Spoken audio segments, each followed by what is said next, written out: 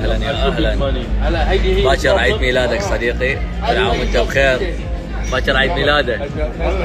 لا هو ايش قال لي؟ هو ايش قال لي قبل شويه؟ باكر عزومه جايب لك شلون سبيكر. لا لا لا لا ما ننسى. هو دي حضرني نفسيا يعني. انا بالبدايه الموضوع اللي واصلني انه احنا رايحين باكر جيت سكي وعلى بحر وشيء، بس انا ما ادري عيد ميلاد. اليوم اكتشفته. والسالفه الثانيه كان يقول لي والله باكر جايب لك سبيكر. اني لودت، قلت له شو موضوع السبيكر؟ شو جايب لي هديه سبيكر شو اسوي؟